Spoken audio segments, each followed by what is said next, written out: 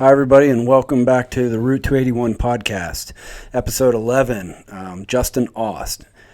He owns and operates On Point Adventure Foods along with his wife, Sabrina. Excited to get to talk to Justin today about their company. They specialize in freeze-dried meals for, you name it, backpacking, hiking, hunting. It's easy to take with you, and it is delicious. I've tried it. So excited to talk to him today and get to know them a little bit better and about their company. They've got a cool little company that they run here in Somerset County. So check out the episode. We hope that you like these episodes, and if you do, give it a thumbs up, subscribe to the channel. Enjoy this episode. Okay, we're rocking and rolling.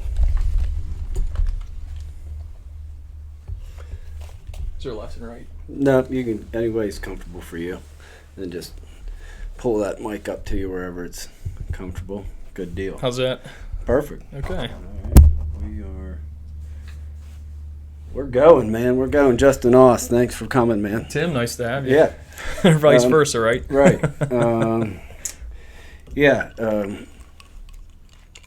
I'm glad that you came, and I tell you what, we first met at a Rockwood Farmers Market, and you had your store set up, which is On Point Adventure Foods, right? Right, yep. Yeah. So you graduated from Somerset Area High School. What year? 2011. 2011. Okay. So it feels like forever. It does. I graduated in 2000, so that feels even longer. But, you know, it doesn't feel that long ago. I don't know. It goes quick. Yeah, which makes me 43. And my wife always tells me that I either act 70 or 17. There's no in between. So, right? Yeah, there's no in between them either. Take that for what it's worth. But, okay, so I wanted you to come in today, and your wife Sabrina's here in the background, but she's here for support. So. She's supervising. I think the company's awesome. By the way, this show is not sponsored at all by On Point Adventure Foods. I just love the business, and Justin and Sabrina are great people, and they are local, which is why they're here today, because, you know, obviously this is a local podcast, and we're just highlighting people in our area that are doing neat things, and your business is pretty neat, in my opinion. It's pretty cool. Yeah. So you specialize in freeze-dried packaged food. Mm-hmm. Yeah, we do a huge variety of meals, snacks, candy, ice cream. We have something for everybody, you know. Right. We do our boil-in bag meals, and you name it, we do it. Yep. And your wife dropped off a package of the stuffed pepper soup, which I don't know how she knew, but stuffed pepper is like one of my favorite foods. But the soup is awesome. We had it here at the house, and also a raspberry dessert. Yeah, both delicious. Myself, the kids, my wife, we all enjoyed it. So thank you for doing that. Sure. It's very fun. But yeah, so the business, like your business model, you know, obviously Somerset County has a lot of outdoor adventure, a lot of hiking here, Sure. fishing, camping, hunting, stuff like that. So tell me how long you've been doing this and how this started for you guys. So, long story. Hope you have That's time. all right. We got time, man. So basically, I've been doing, backcountry hunting and stuff like that out west for years. My family had gone and things like that, so was pretty familiar with that. But long story short, 2021, sitting on the side of a mountain in Colorado, eating just terrible freeze-dried food. For the folks at home, people take these freeze-dried boil-in bag meals on, hunting and hiking trips and stuff like that. And it's super lightweight, sitting there eating this factory food, I would say, it tastes like, pretty bad. Pretty blunt, yeah. Eating that, and I was like, man, I could definitely improve on this or do something better. So, fast forward 6 months or so, in early 2022, then we got started officially as a business, doing the meals and some of the snacks and things like that. So it didn't take you long to go from idea to get started. Yeah, and actually it was many years coming with the meals and stuff, because I was so disgusted after years and years of eating that type of food that, by 2021 I was like, man, all right, time out. Yeah. I am not eating this stuff anymore. So, we wanted to make our home cooked food available anywhere. Yeah, and I think that's what makes you guys special because it is home cooked. It's pretty wild. Yeah. Yeah, and but yeah, what an amazing idea, and just the business mission statement or your idea for your business is really cool, and yeah, I'm a huge fan. So Awesome. I like to hike, fish, camp, hunt. I'll do a lot of hunting out west. Usually if I'm hunting, I can drive home for lunch. Right. By that time, I'm cold anyway, so whether I get back out afterwards, it depends on the day. Fair weather hunter, right? Right. But yeah, as a kid, I did a lot of hiking and camping with my family, and packing heavy stuff. And you pack the eggs in, you pack this and that, the canned goods. And, but yeah, the true old school camping, right? Right. And if you're hiking, weight is so important. Yeah, and that's something that really plays a role in what we do. Basically for folks at home, the background of what we do, freeze drying. So what it does is actually it sublimates the water out of the food. So it actually boils the water out of the food at a super low temperature under a vacuum. We use big industrial machines, no chemicals, anything like that. So that process, what happens is you lose about, give or take 75-80% of the weight of that food. So that's why it's super awesome and convenient to carry that into the backcountry, as we say, as backcountry hunters, and going way in the middle of nowhere where no human belongs, right? To be able to carry 5 days worth of food in your backpack or something like that, it's pretty cool. Yeah. And about how much do you need for 5 days? So it really depends on what you're doing, how many calories you're burning, things like that. Typically what I do is I eat 2 big meals per day while I'm backcountry hunting or hiking. Take trail mix, stuff like that. Hey, everybody likes a candy bar here and there too, just for some quick energy. But more or less just like 2 big meals a day. That's what I do when I'm out there. So really you're going to be kind of like burning energy faster than you can consume it anyway. So you're kind of like, trust me, like by the end of 2 weeks in the mountains of Colorado, or even around here, if you go like do a big hiking trip, you're going to be like, hey, I lost like 10 pounds like pretty quickly. Yeah, so. You're at a calorie deficit. Yeah. And anytime you're doing an activity like that, whitewater, whatever, you're burning calories. Yeah. But yeah, just to have something like that to replenish, yeah, it's good. Yeah, mostly our meals and stuff, we do 1 full meal for 1 person is what we advocate. So even like our spicy breakfast skillet, for example, there's 6 scrambled eggs, sausage, peppers, and onions in one. So whenever I say like 1 meal, like they're pretty hefty. Yeah. And then we even do a lot of custom freeze drying, which is like, for example, if you have a certain dietary restriction, if you're keto, you're carnivore, people have celiac, stuff like that we can customize your food that you're getting out in the trail, which is a huge part of our business. Now, do you customize that by what your recipes already consist of, or if somebody says, "Hey, calls you guys at the business and says, I have this dietary restriction," you'll make a meal specifically? Yeah, we can literally make these things from scratch. Nice. I actually had a guy today call me. He wanted 3/4 pound of beef and a few eggs in each meal, and he just wanted salt and pepper for seasoning. So we literally can make you homemade from scratch meals to literally meet any dietary restriction. That has become a pretty big part of our business and stuff, especially people nowadays. Everyone wants to eat clean and stuff nowadays. They don't want processed food and stuff like that we kind of all unfortunately have been used to the past 50 years or so, that we've all been eating this stuff that comes out of a factory. Yeah, right. And I've seen what's amazing. You're a Somerset County company, born started here, and I've seen pictures of your packages in places across the country, and have some made it out of the country. Is that right? Yeah. So hope you have even longer story. Hope you have some more time. Yeah. But it's pretty wild, man. We've sent stuff all over the country, like you said, out west. We get orders from Washington State, Colorado. We do a lot in Alaska. We've sent stuff with people that have gone on overseas hunting trips. To Asia specifically, as a bunch have been there. To all, I'd say a few of the stand countries, so to speak, which is kind of crazy. It's cool though. Those, and then they've been to Everest Base Camp.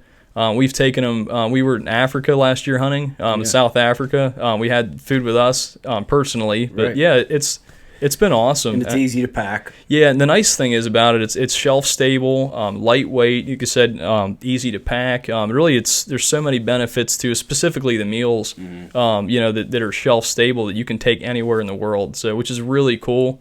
And then for example, if somebody wants to eat their home cooked food, which is basically ours, we package it up for them, and then they can take it anywhere in the world and get whatever meal they want. Right. So, it's cool.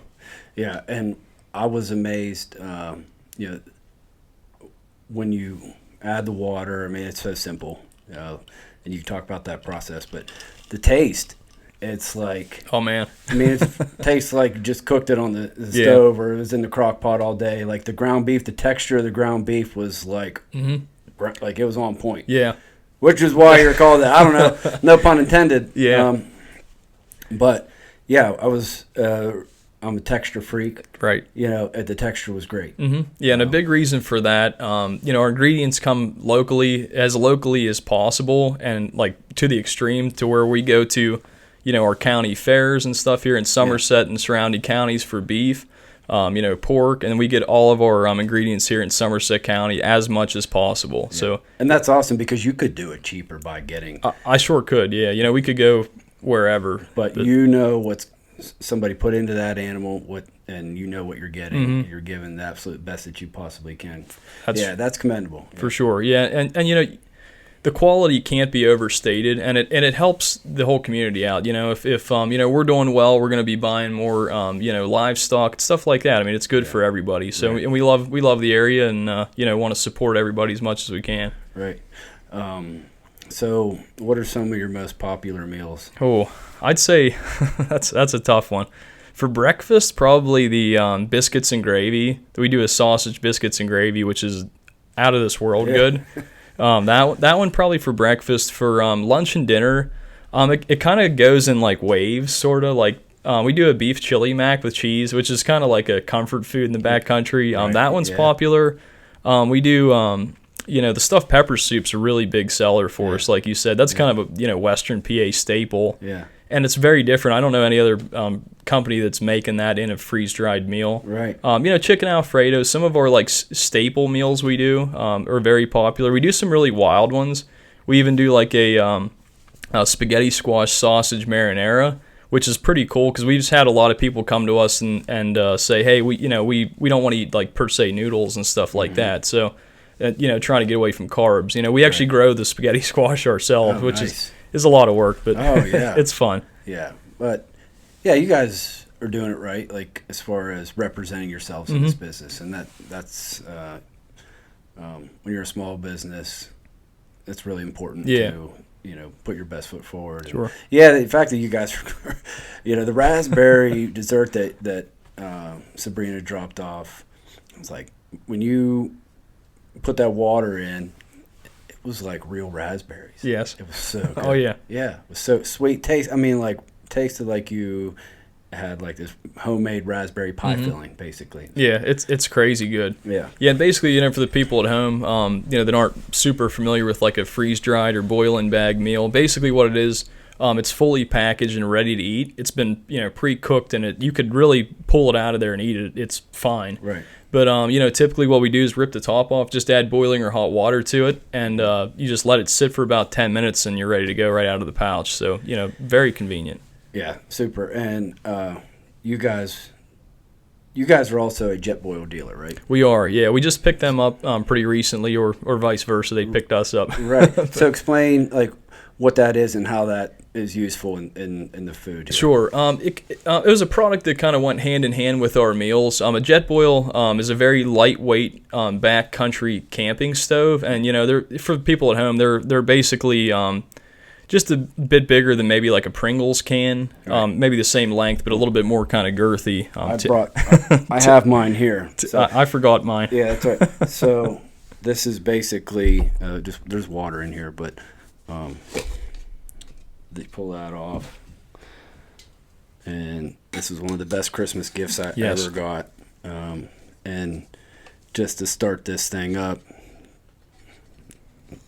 We have a fire extinguisher here. Boom. So what? And how long does that take to boil? It's about 3 minutes or so, and then you'll be at a rolling boil. Yeah. Then you can shut that gas off. You pop the top off. Now Tim's showing everybody here, basically that as he's holding it up. But you would, usually have that sitting on the ground. But Yeah, you I pop. don't recommend holding Yeah, it. yeah. Disclaimer, right? Yeah, don't hold it. But this makes easily to set on a table.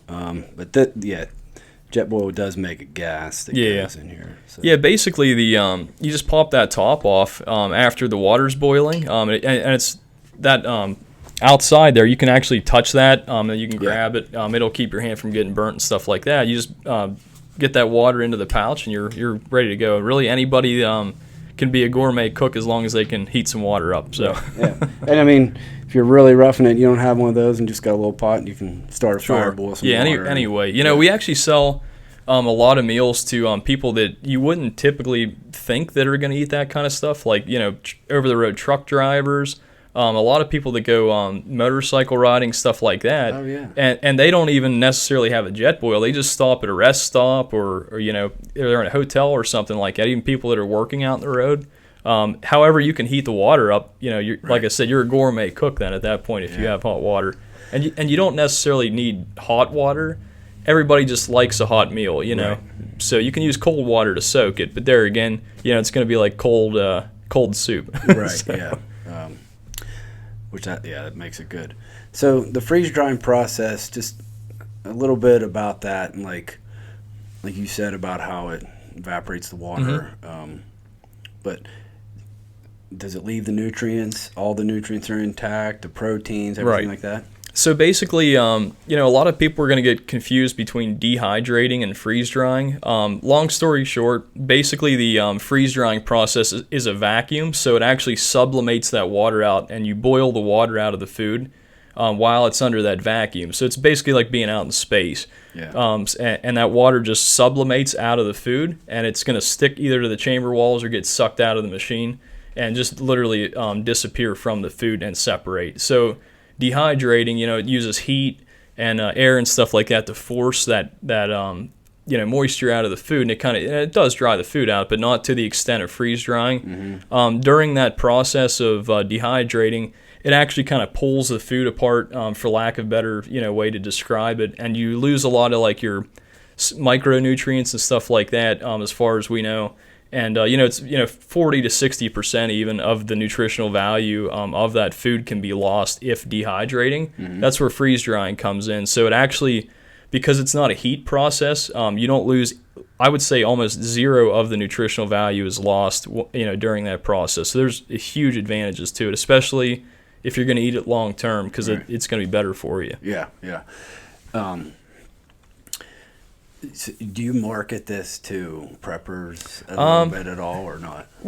It's not our primary market, but we definitely have people that hey, I have a cabin, I want a week's worth of food. I mean, that's a pretty common thing that we do. That's not a big deal as far as getting people bulk orders. If anybody at home, I guess per se would be hey, like I'm thinking about putting some food away for a week or a month or whatever, they can get a hold of us, and we do some bulk pricing and stuff too. Yeah.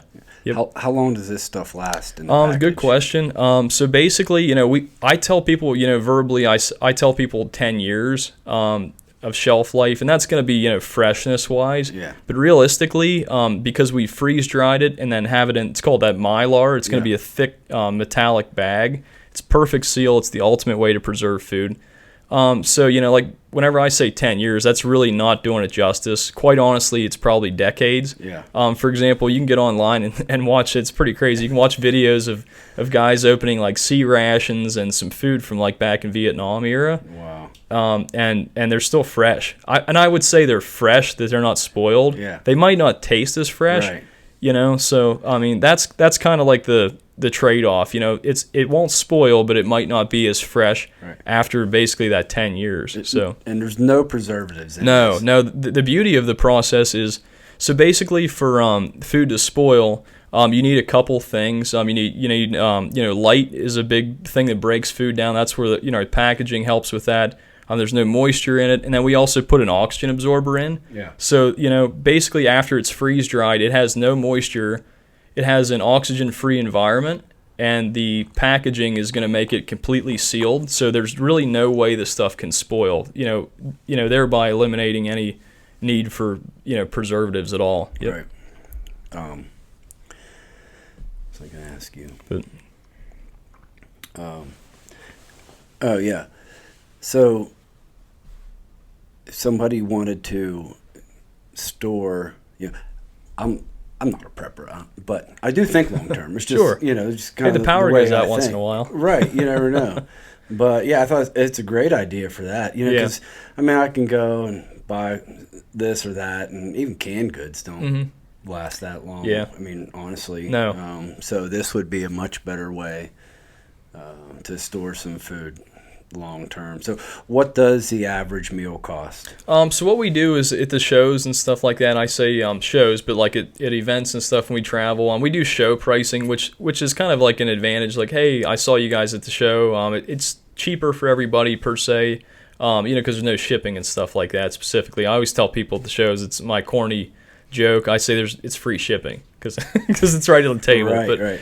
But we do $15 on give or take per meal at the shows, and then online it's a little bit more. I think we do $16 now. We had to bump it up.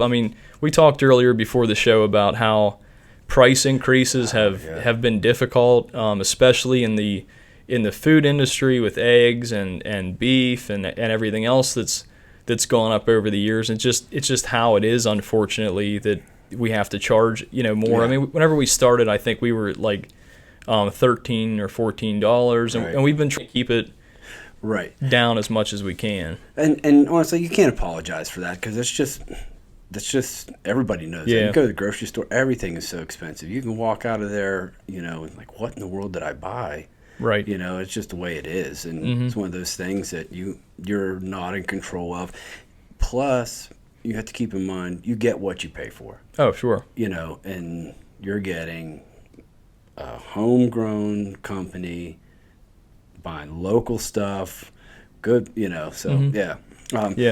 You're. Like I said, quality just costs. It's just you can't fake food, and we don't. We give people good food. Yep. Yeah, and I fell in love with this. Aside from meeting you guys and you're great people, but your mission statement, on your website, and I'm just going to read it if that's okay. Please do, yeah. At On Point Adventures, we were fueled by a simple but powerful idea to create the perfect blend of convenience and deliciousness for adventurers wherever they roam. We recognize the need for sustenance that wouldn't slow us down, that would match our adventurous spirit, and that would keep us going through every twist and turn of our journeys. We're an adventure company made up of veterans, hunters, fishermen, and all the hardworking folks that built this great nation. We believe in God, guns, and our country, and the power of good food to fuel our passions and our adventures. With every bite of our carefully crafted cuisine, we aim to inspire and energize our fellow adventurers to explore new horizons, chase their dreams with all the courage and grit that defies the American spirit. I was like, boom, I'm sold. Yeah, it was pretty. Yeah, I was like, who wrote that? That pretty much sums it up. I'm gonna have to turn and look at Sabrina in the back. Did you write that? She's You're a good writer. She's a good writer. I think we kind of both. Share those values for sure, and she puts it on paper. Yeah. I'm the guy who just says stuff. But no, that was good. It was powerful. I was like, and your website's awesome. Who did your website? It's very nice. We worked with a couple local companies, and I wish I literally am forgetting their names, but that's all right. a couple local people have helped us with that. People that know a lot more about computers than probably ourselves. Right. Yeah. Amen to that. Because for me, tech guys out there that could give me a hand. There's a lot to it. I think whenever we first started the business, I saw people that post online and do online content. I'm like, oh, that can't be that hard. I can't believe people do this like all the time. And whenever we first started, I was like, man, whenever we were on this journey to make a website and social media, it's a lot of work, and it takes a lot of time. And I give credit to anybody who does that for a living, because it is a lot of work behind the scenes. You only see that much of it. Yeah, But, right. Yeah. The website's good. Anybody watching, if we've missed something, go to the website because it's pretty clear. Mm-hmm. You cover the shipping, everything like that. How people can get the food. And we do lots of stuff. I mean, we have candy and snacks and everything under the sun on there too. Oh yeah, which must be big for you at the markets and stuff like that, where the kids. Oh yeah, we have something for everybody. We always say. Right. Yeah, yeah. You don't leave anybody out. Everything from freeze dried pickles I saw. They are crazy popular. Yeah. Really? Oh yeah. Yeah, I gotta get my hands on some of those. And you're packaging whole burgers. Yeah, so that's one of the more odd things we do. That kind of came about from a lot of customers reaching out to us because they wanted, freeze dried raw powdered eggs, things like that. Basically burger patties, pressed and seasoned, ready to eat. So all you have to do is sit them out, or you can do them right in the pouch again, just like the meals. Yeah. You just add like cold or room temperature water to them. It soaks that up. And then you just throw them on the grill, basically. Yeah. Something crazy you can do with those, too, is you can marinate them as you're rehydrating them. So it'll really soak in the marinades. You know how you put a burger in marinade, and it's like, oh, it's good, but, you let it sit for 2 or 3 days, and they really soak in, right? Yeah. Imagine doing that in, like, 15 minutes. Yeah. So it is definitely cool. Yeah, when I saw you did that, it was pretty awesome. And I saw, must have been on your Instagram, the beef, your picture with the beef that you bought at Somerset County Fair. Yep. Yeah, which is cool. It's nice to support those kids over there. For sure. All my kids are in 4-H. I was in 4-H, and the local buyers deserve a lot of credit because you could get it cheaper somewhere, but to support these kids, locally that are, they're outside, they're working with animals, they're getting dirty, they're having fun, they're doing something that's not easy, learning to care for an animal, whether it's a market animal or a dairy animal, goat, whatever. Some of these animals go home with the kids, some don't, but it's an unbelievable amount of skills you learn and sharpen with raising livestock and bringing them to market, and it's people skills, just every rounded different thing you could imagine that you have to do successfully to get the animal to market and have that beautiful animal there that we can bid on and help the community out. Right. So it's been a huge cornerstone of our business. Yeah, that's cool. Very cool. Thank you for doing that. Sure. Too, by the No, way. we appreciate supporting and all the hard work that the kids put in and stuff too. So it's really really good for everybody. Did you grow up around farming or animals or kind of roundabout. Sabrina was more that was her thing more. She's over there supervising, but that was kind of her input into the business from day one that we needed to do that. And I grew up around farms and stuff like that, and helped out, did hay and all that kind of stuff. But I never did livestock myself. Looking back on it, it would have been awesome. But, I make the best of it nowadays. And So, are one of you guys a veteran? We are not. Okay. No, but, basically our family, we have a lot of extended family that was in the military. And I say family as a lot of people that have helped us start our business, in helping us with our, like I said, our website and even in the industry and stuff like that. So, we're all a family. So. Yeah, for sure. Especially today, family can go beyond the normal idea. Yeah. And that's cool. I could see this being something that the reason I bring up veterans is because I could see your product being something that like they use. Oh, sure. And they are using it. So we've sent, meals to people on bases and stuff around the world. Basically for people at home that might not know, you can ship to bases around the world, postal service. And our stuff's super lightweight to ship. So, I know for a fact we have stuff all over the place right now that we've shipped, which is really, really cool. And it is a really, really good feeling to be able to give back and help people out, Yeah, for sure. And you know what? I kind of just thought of this, but a lot of churches will put out a donation box, or they'll send something. If one of the churches has a guy in service, gal in service, they'll ship stuff out there. What a perfect thing to ship to somebody. I mean, you've got a homegrown meal from Somerset County, and you're over in the Middle East, deployed wherever. But yeah, you can send them a homegrown meal from Somerset County. So we did. Imagine the jealousy of the other troops. Like, here you are eating this stuffed pepper soup, and sit there in the corner eating their home-cooked food. That's cool. We actually did a couple really cool ones. One in particular that stands out. A lady's son was, and I forget where it was at exactly. He was somebody over in the Middle East.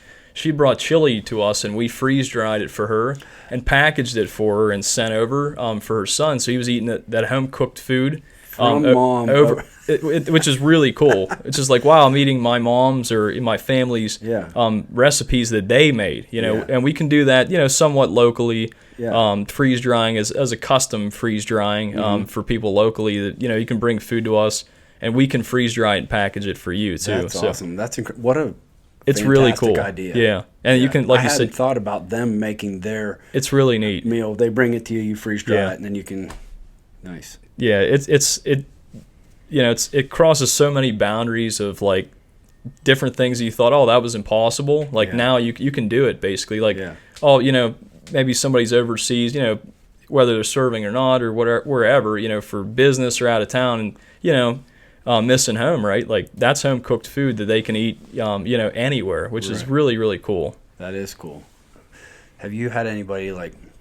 Do you do that a lot where people bring you food? Some. It's not a whole lot because really we can, I can get a lot of ingredients, good quality, like I said, ingredients, just as cheap as anybody could make them at home. So we typically like to make them ourselves because I have more control in the whole process and stuff. But I understand that. Yeah. It's going out with your label on it. Right. Mm-hmm. Yeah, gotcha. Talk about how so the bag. Talk about the bag a little bit, and that's got to be Mylar. You said? Yeah. So what the especially the meals. I mean, we can touch on some of like the snacks. Basically, they're a just like for people at home. It's like a this would be like a large size. It has like a window. I should have brought some. Yeah, that's all right. We'll share your Instagram. Sure. And Facebook and there's lots of pictures on it. Basically, the snacks are in a window bag. They call that. So you can kind of visualize and see what you're buying. But the meals and stuff though, they're in a thick wall Mylar, and it's going to be a boil-in bag meal. So like I said, you add that boiling water to the pouch. Mm-hmm. So it has to stand up to those high temperatures and things like that. Yeah. And you can put it in your backpack or whatever else. Like I was saying, you don't want that thing rubbing through. So it's a pretty thick. It's a metallic pouch. So it's like a flexible metal basically. Yeah. Is what they're made out of. Yep. Nice. So don't throw them out in the trail. Yeah, right. They'll be out there for 1,000 years. Any hunting trips that you've been on recently or have planned? Oh man, I hope you have another hour. No, I'm just kidding. No, we've been on so many. Like I said, a number of them out west. I don't even know off the top of my head how many times I've been out, but last Where do you year like to go? Primarily been to Colorado. We've been backpacking, basically in every state out west, with the exception of Washington State, which is pretty wild. It was awesome. But I've hunted Oregon and Colorado specifically, but I have they're called preference points for people at home to getting into the hunting thing. Yeah. I have them everywhere. Sabrina, I'm not telling you how much that costs every year to do that, but. But no, it's really cool, and we like to pretty much go everywhere. My ideal thing would be to take like a whole month and hit like 3 states and just make a road trip out of hunting. But we were out west, South Africa. We went last year, in 2024, there, and that was a cool experience. What did you hunt there?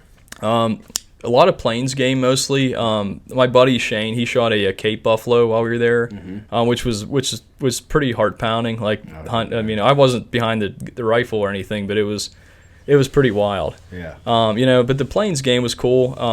Sabrina shot a zebra, which was really cool. And contrary to most people's belief, there's so overpopulated a lot of places, very destructive. So it's a tool to manage the herds and stuff like that. Definitely, Yeah. And I shot in Gemsbok and Oryx. It's a beautiful animal, and then we got Impala and Blessbok, which those species are all considered a plains game. So, got any freeze dried zebra? We actually had the zebra back straps. Yeah. Or tenderloin, basically. Yeah. It's some of the best meat I've ever had. Wild game. It's really, really wild. Yeah. It's very, very good. No kidding. Oh yeah. It's very similar to elk. The only thing I would say that's better than elk, in my opinion, is zebra and then moose, Alaskan Zebra, moose. better than elk. It is. Yeah. It's crazy. Yeah. Who would have you thought? ever been to the Kitchen on Main in Ligonier?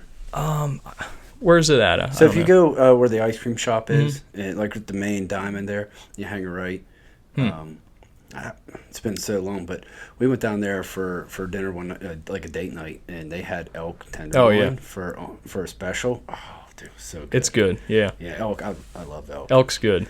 We were at a game feed at our church, Wesley Chapel, and I had beaver meat for the first time. How's that? Delicious. Really? You know, I had it. I've had groundhog actually, which is probably pretty similar. It tasted like roast beef. It was done in, just slow cooked roaster. If somebody wouldn't have told me, I thought it was a roast beef. I mean, it tasted just like it was so good. They did tell you ahead of time, though, right? What? It wasn't beef, right? No, correct. Yeah, it was labeled beaver meat. Yeah, it was very good. Yeah, Okay. I forget what else they had there. There was some cow tongue, some which. It's different. Yeah, it is. Yeah. It's an acquired thing. Yeah. I mean, I would eat it if I was. It's amazing though, like the stuff that like people don't waste. Yeah. This one guy was on Joe Rogan recently from The Alone. Oh yeah. It wasn't even recently. I don't know how I found this episode, but I like that show. Oh, it's awesome. Yeah. Yeah. And but he not alone. This was. Like one of the survival shows. Yeah, I'm trying to think. Life Below Zero. Oh, okay. Yeah, this guy was living up in Alaska, and he talked about how he ate everything off of caribou. He even ate the horns. Oh, yeah. But he said you had to get them whenever they were in velvet. Yeah. He said it tastes like a pickle. Wow. And I was like, okay. Yeah, because they're still technically alive at that point with blood right. flowing through them. Yeah. Crazy. Didn't know you could eat that. So that's cool. How long were you in South Africa? Just a week actually. Yeah. So not long enough. It kind of, if you talk to people that have been there, a lot of people end up going like 10 times because it's just so much to see. They have so many different animals there, and it was kind of different to see how the hunting works there in Africa. Just for people at home. It's not, everybody's like, oh, it's just trophy hunting or whatever. No, it's like it's a cornerstone of their culture. And over there, specifically like where we were, and I know as the continent as a whole, really from what I've heard, is that where there's no hunting, there's no wildlife, which is kind of backwards to what you would think. You're like, oh, the people are in there hunting, and they're going to have the populations wiped out, right? But quite the contrary, where there's regulated hunting, which like around here for keeping the populations healthy, right? That's where the wildlife is. Where there isn't, there's literally next to no wildlife. Because it's not regulated, there's poaching and everything like that. And the people that are poaching aren't necessarily bad people. That was kind of the thing I had in my mind, like, oh, these are bad people, but they're just trying to put food on the table and do what's right for their family and try to make a living and stuff. But what happens is whenever people go over there and hunt, that gives those animals value. So instead of being a poacher, now they're a hunting guide. So which really, really helps everybody out. The wildlife flourishes and stuff like that. So I'm a huge proponent, even worldwide, just for hunting as a management tool. If done correctly. Did you see they recently cloned a dire wolf? I did see that, man. I literally don't even know what to think about it because that is so far over my head that. Yeah, but that company, I think they're based in Dallas or Austin that did that. Yeah, that was pretty crazy. It's pretty wild, man. Yeah. That's a whole nother hour and maybe a second episode. But. Yeah, right. So I've been to Yellowstone when I was I think we went when I was about 12. So both my siblings were older than me, but I remember a lot of it. We fished cutthroat trout. We fished in Jenny Lake, which is right below the Tetons. Oh, it's beautiful. Yellowstone Lake. We fished in some streams there. We got to see some runs.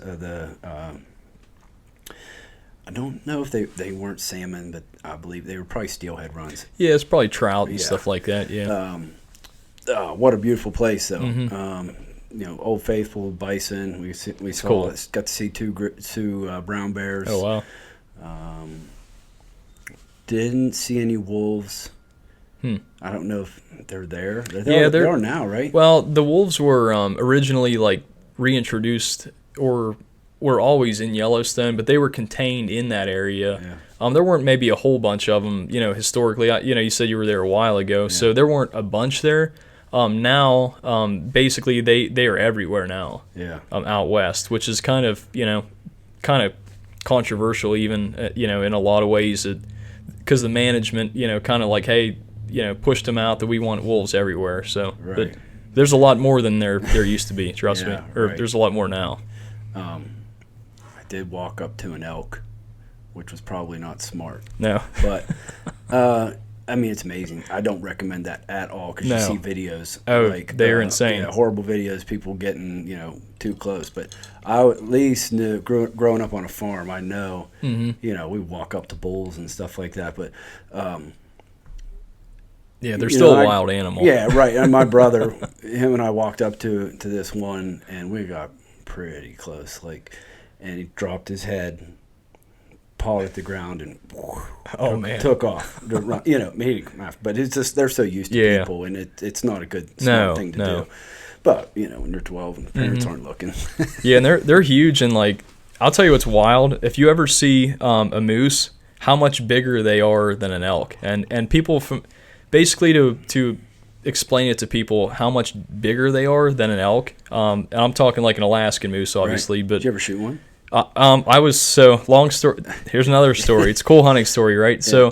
So, in 2022, my buddy who I went to Africa with, calls me up and he's like, "Hey man, I just drew it's called a trophy unit, which is like it's 50-inch minimum with horns to be legal, or 4 points on the brow for people at home. It's kind of like a point restriction, like an antler restriction we have around here, to where you can shoot a bull." But regardless, he calls and is like, "Hey, I just drew this tag. Do you want to go along?" And I'm like, before I could even ask or whatever, I was just like, "Yeah." Like, he's like, "Oh, do you want to think about it?" I'm like, "No, like I don't want to think about it. Like, like just yes, like right now." So we flew up there in September. It was 2022. And we got flown in and dropped in on a bush plane. We did a DIY with. This is in Alaska. Yeah. So you're in like the. This was a southern part of Alaska, Okay. All right. with kind of like Anchorage. Basically, we flew into Anchorage without telling everybody, I guess, exactly my secret hunting spot. Yeah. But we got flown in there, and then we drove up to the place where our guy had like a bush plane. Essentially, is what they call it. It's called a Super Cub. And you sit right behind the pilot, and you fly in, and it has those. If anybody looks it up at home, you can look up like Alaska bush plane or something, and it's gonna have like these great big like rubber tires on it, and they can land and take off in just these crazy remote places. So they drop us in there, and see you later, guys, and they take off. So. And you're completely on your own. You have no guide. There's no electricity. I mean, you're way in there. Yeah, right. I mean, you're totally on your own. So yeah, you better make sure you didn't forget something. Well, yeah, exactly. you check that before you leave. Right, ideally, yeah. You always forget something, but the importance is what did you forget? Right. Like Oh yeah, I can't go to work without forgetting something. Right. Right. So yeah. But it was a cool hunt, and my buddy Shane actually ended up harvesting a bull.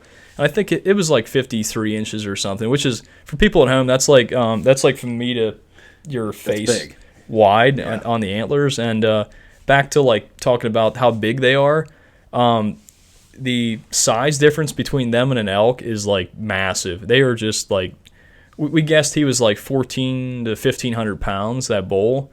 And I think I want to say like 8 feet at the shoulder or something. Like, it's the size of a big horse, really. I mean, it's basically that's a good way to describe it. It's basically like it's a big horse.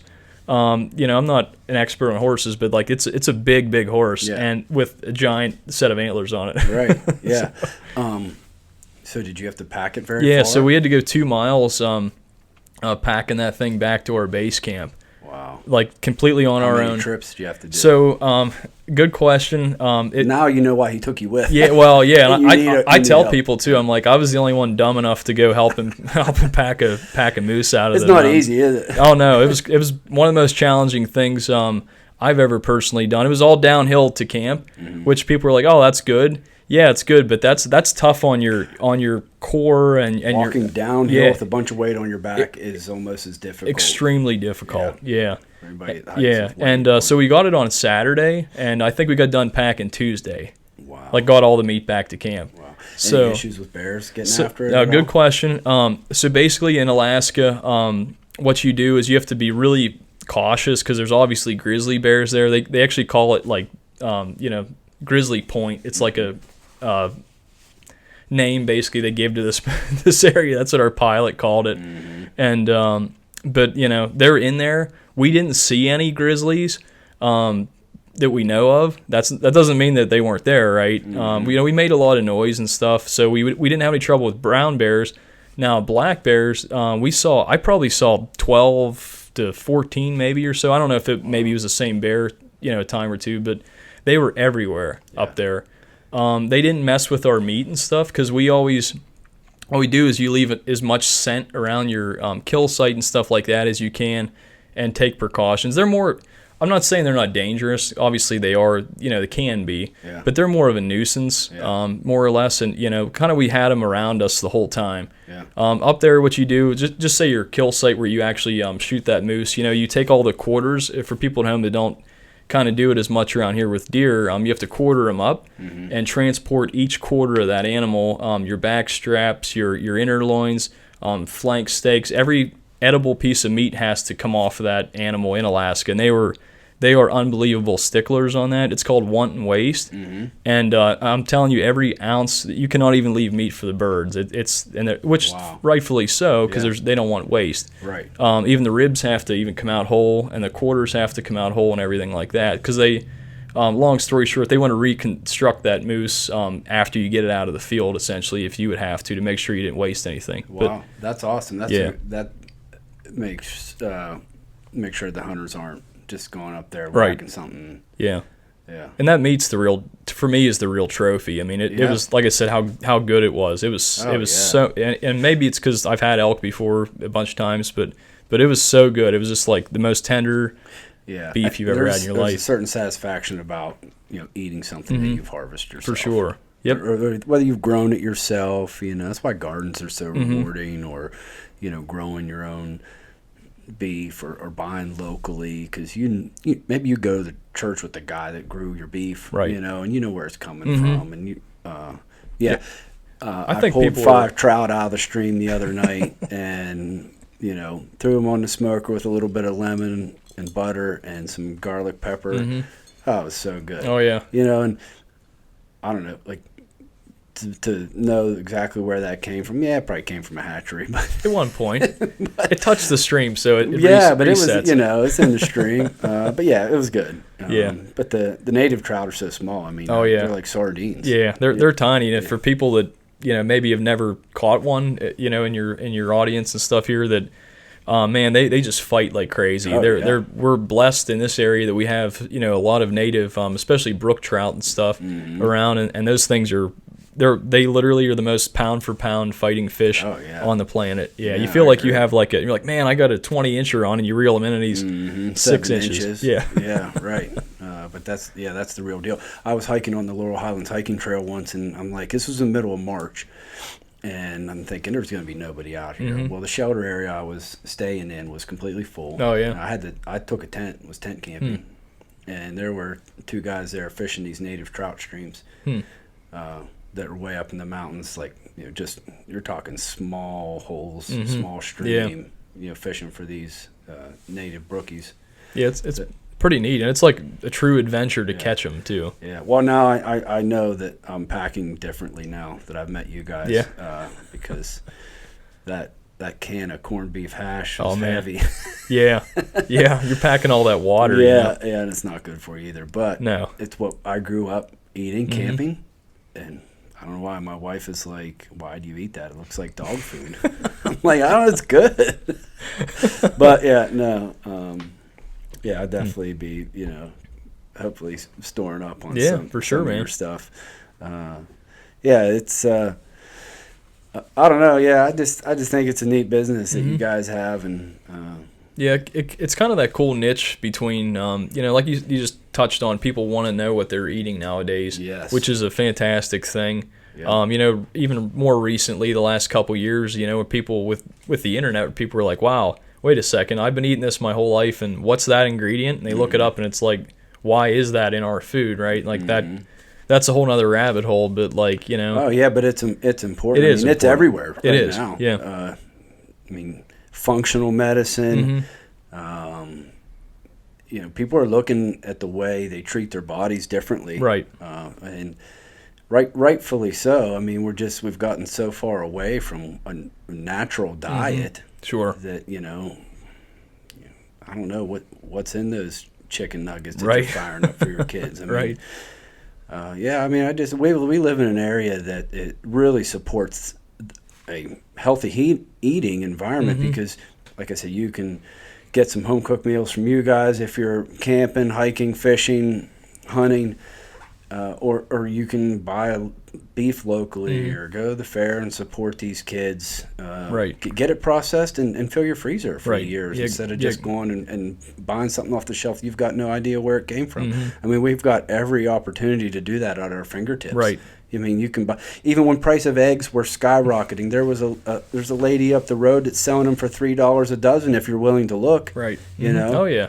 Yeah, it's so readily available here. I mean, people are into raw milk. Oh yeah. Now, Yeah, it's really popular getting now. big. But guess what? I've been drinking it out of the tank since I was and I don't know. But yeah, it is very easy to do here, and I get that it's not other places. No, but no. We're blessed to live in an area where we've got all these resources. And that's why I love Somerset County. I mean, you've been other places. Yeah, I've worked. I used to be a field engineer for a big construction company. So long story short, lived on the road basically. So I had jobs in all kinds of different states that I was going to. Kentucky and South Dakota, out east in Jersey, and up and down the kind of the East Coast, so to speak. In Ohio, whatever else. And man, and I think you have to leave the area to appreciate how nice it is here. I think there's a real value to that because a lot of people do come back. Probably even people you went to school with, that maybe have kept touching, with over the years or whatever. Maybe they left for 5 or 10 years and went, somewhere else and worked or whatever and pursued their careers, and then they end up back here. So there's something pretty powerful about that. These fragile environments, like these city environments, even the suburbs and stuff like that. Like I did my internship down in Texas, and my brother-in-law lives there, and it's a beautiful place. I mean, they have everything at their fingertips, But it's so flat, it scares me. Yeah, I know. Like there's nowhere to hide around. Yeah, we were just driving over here, and I just was like looking around, and you get used to it because we live here, but like it is still pretty. It is. Oh, on a day like today, sun shining. Yeah. You got these Laurel Highlands, these mountains rolling. Where I live here on Route 281, it basically winds through. I am a huge fan of the Bahamas. Like, Oh yeah.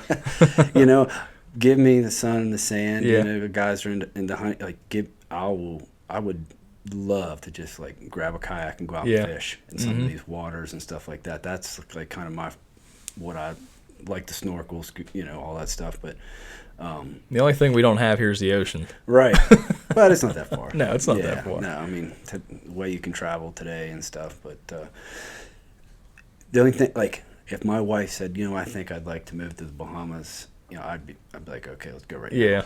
But I would never not have a place here. Sure. Because, I mean, Hey, all the resources that we have. get a timeshare, man. Yeah. No, I wouldn't do that. But, yeah, and I'll visit for now. I'll visit the Bahamas, but it is nice to be here in Somerset County. And like you said, it is unfortunate that you have to step away sometimes to realize what you have. And some people that live here all the time don't even realize everything that there is to do around here, to get the kids outside and, get them hunting and fishing and get them down at the Yacht and the lakes that are here, and learn how to paddle a canoe or a kayak. Yeah, I mean, you can develop so many skills in life and memories and stuff, right here, and it's all within driving distance, and you can do a day trip here.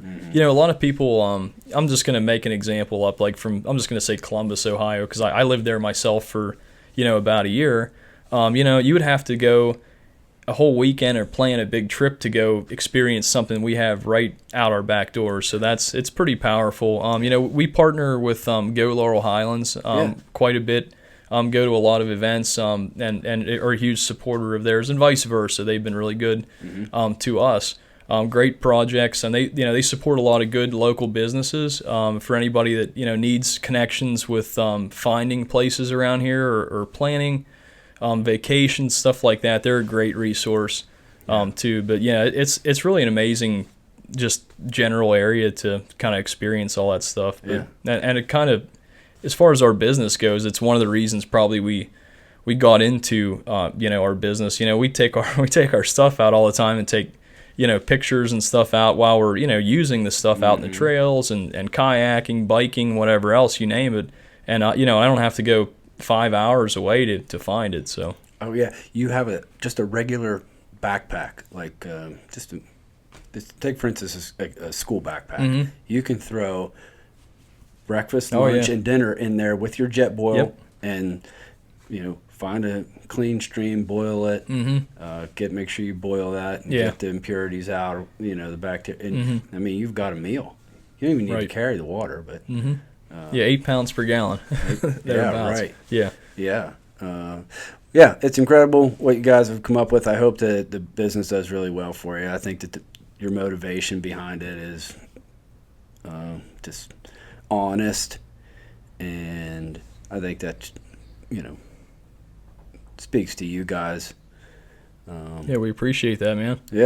I think it's just so grassroots, and and congratulations on all your success. Like, your meals have been everywhere, and I hope that that continues for you. And we certainly appreciate the support, and it's been really good, man. My favorite part of the whole thing is just getting to meet people and customers that we've developed relationships with. That I have so many phone numbers in my phone of people that we gave meals to, and then they text me after their trip, or like send a picture of like, hey, I was out hunting and here's my elk that I got. Like, it's just so cool to be part of people's experience. And it's a bag of food sitting there. How many meals you got to eat when you're butchering an elk? It's very satisfying to help people out on their on their adventures, so to speak. Love it. Anything else you want to say about the business? Just you guys can find us at onpointadventurefoods.com online. You can shoot us an email, onpointadventurefoods@gmail.com. We're easy to get hold of locally media. here. Social media. Just look us up, On Point Adventure Foods. We're on Instagram, Facebook. We need to keep up with the TikTok, I guess, a little bit more. That's been the I don't even know how. I don't know. I can't. What do my kids say? I can't even. Yeah. So I don't, I can't, TikTok, I can't even. I'm struggling to keep up me with too, Facebook man. and Instagram. But we try to do the best we can with social media. There again, it's a lot of time and effort to keep up with it. We do lots of local markets. We do a few a year. Usually here at the Somerset Farmers Market in town. We do Ligonier Farmers Market, Greensburg Night Market. We do Light Up Night in Somerset, Fire and Ice. We do. I'm trying to think of all the ones we do. A lot down in. Yeah, a bunch, man. Like, weekends are just almost non-existent. So, Brandon, why don't you come in behind him and say hello? Yeah, this is the brains and beauty of the outfit here. There you go. He didn't give me any credit, but I do make the meals. Oh. But we can give him some credit. I sometimes help. Yeah. Let me just make sure that there you go. There's Sabrina. Sorry. You're in. Yeah, you're in. So, that's awesome. Glad you guys could come and just chat with us a little bit.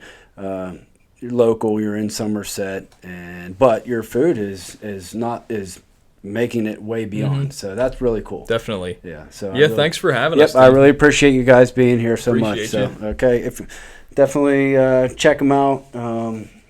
Give the food a try. Like I said, it tastes like a home cooked meal. There's no doubt about that. It's not like Not factory food. No, it tastes like Sabrina made it, and she opened up the bag, and there you go. You can have your meal. That's honestly what it tastes like. So, but yeah.